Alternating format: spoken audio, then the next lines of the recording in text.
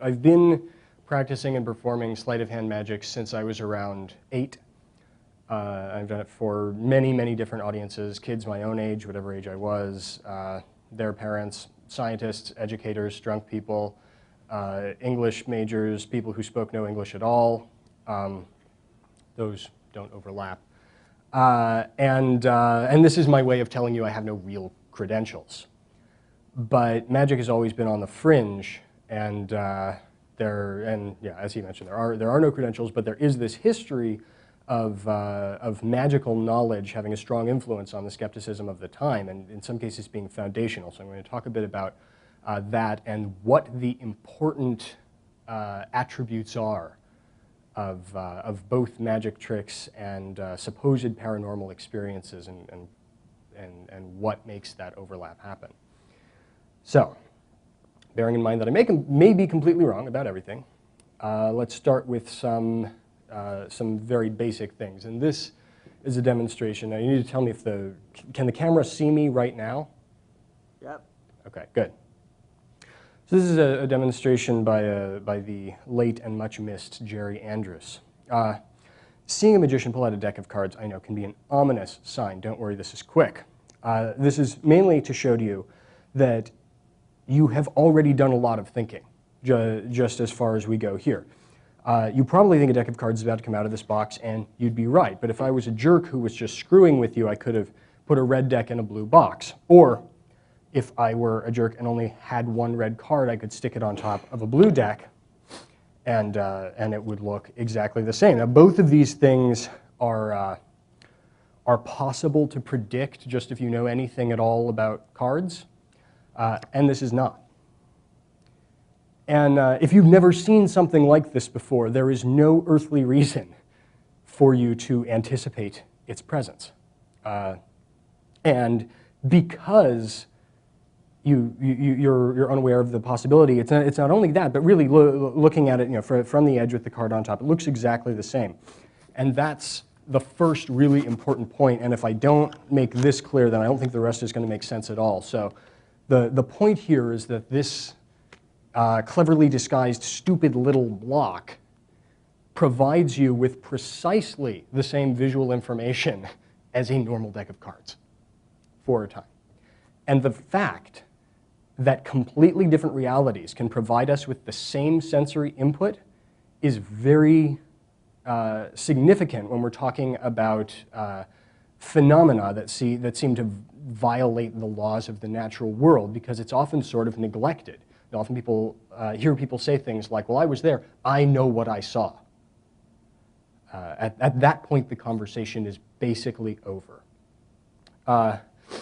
So this is the, originally I had this divided into like 3 reasons why magic works, and then I realized there were more than 3 reasons. So I abandoned that. But the set of information you get from these 2 different realities is identical, and moreover, it is entirely reasonable, given that set of information, to assume that you're getting it from the usual place. So it's not, and this was Jerry Andrus's big point when he would do this demo, that he would explain to people, you can't go through your life looking at every building and thinking, well, that could just be a facade that's been put up, like from a film set. There might not be any building behind there. You can't do that. It's too much brain power, and you'll usually be wrong. The reasonable assumptions we make are reasonable because they are right the overwhelming majority of the time. And this is a very good thing because it allows us to function in the basic ways we always do. But in the case of things like magic tricks, it can also mess us up, because if circumstances contrive to give us information we recognize from a source that we don't, well, you get a little block thing like that, or I don't know, you see a UFO. So we have basic rules that everything seems to obey, and even if we didn't have classical physics and theoretical physics with which to understand them, trial and error would still be enough basis to assume that they were basically true all the time.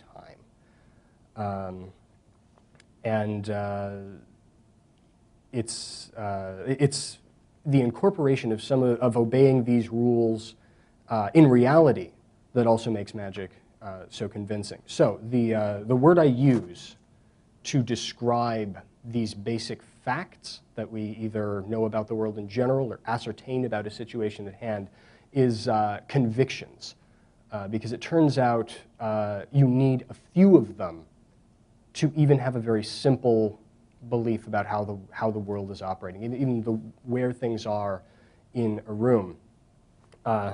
And I divide tricks up now into the convictions necessary to support the plot to make sure that I prioritize them correctly.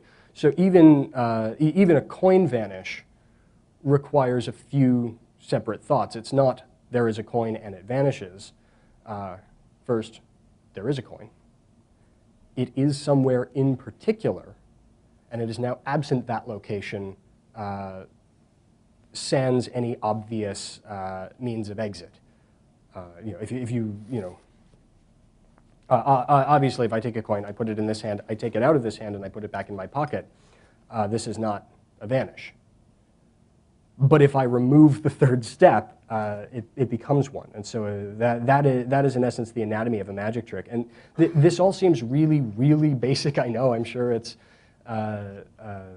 seems trivial, but it isn't, because when we're not thinking about magic tricks, we tend not to think about this stuff. And then we believe in Reiki. Also note that the very important, again, the very important convictions in that plot of the vanish are the true ones. There is a coin at first, and it is somewhere in particular. You get information indicating this, and it's correct. But then some stuff happens that isn't as well understood by the general public. And so the real information is mixed with bad information. Let me skip through my notes here because I want to keep this brief. Okay, this is the other really important thing that magic tricks share with paranormal experiences or events, and I think this is the most damning evidence, the one that yields the most convincing generalization about paranormal stuff being bunk. One of the other reasons magic tricks work is that as a magician, I know the rules.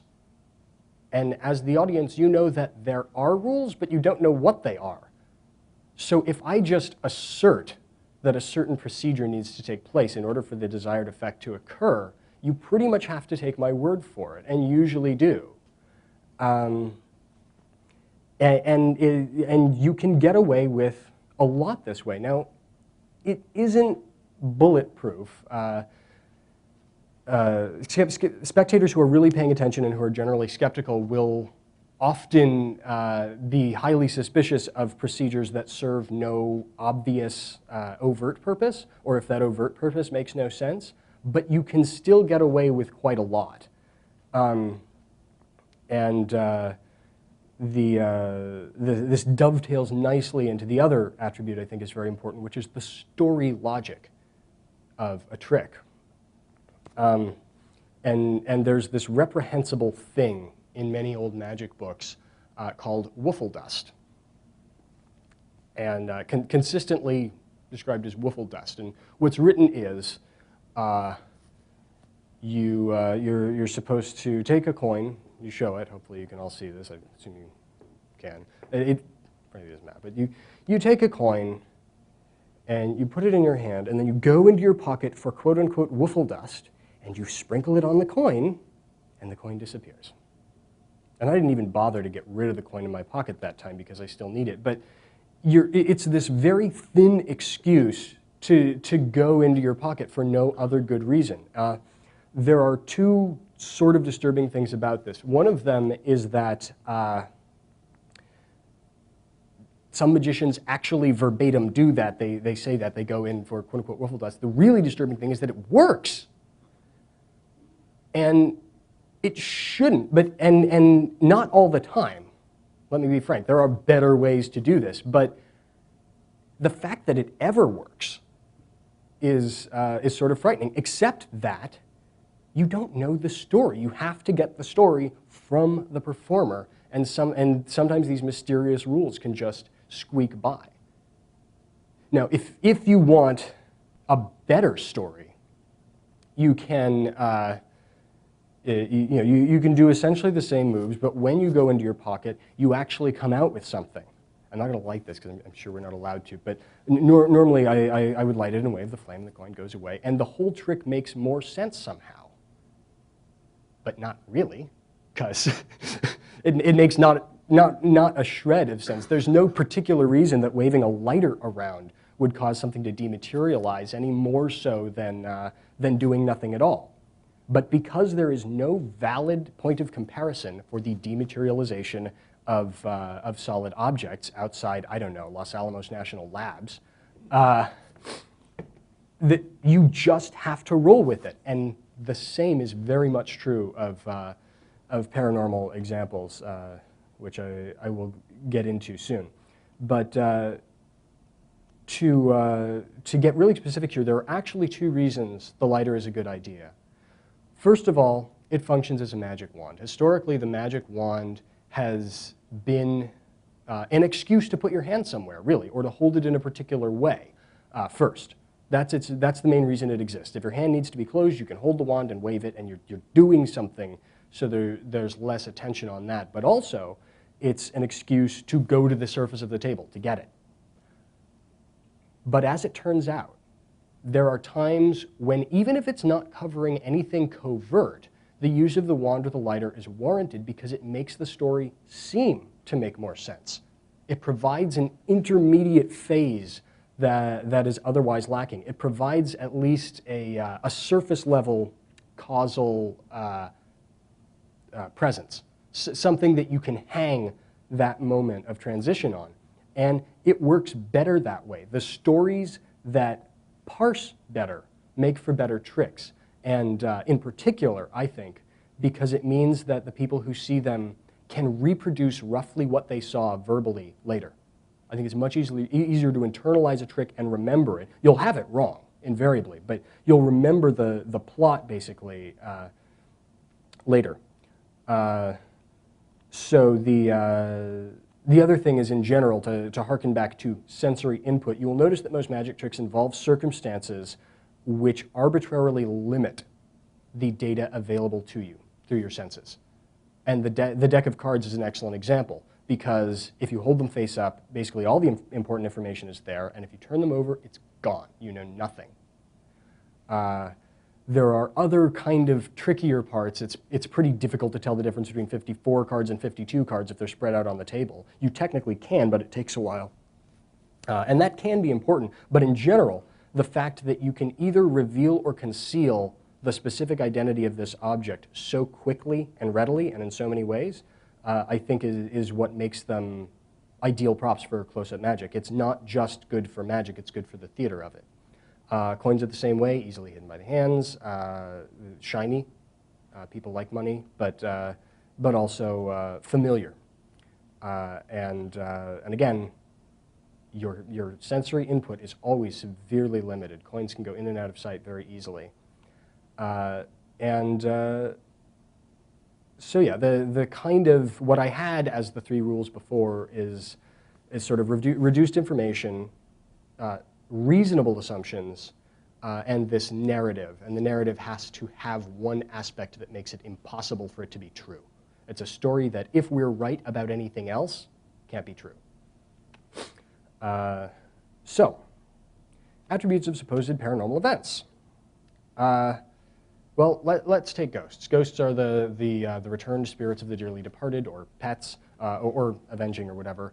But they're the souls. They're magical of dead people, and they come back and they visit us at night when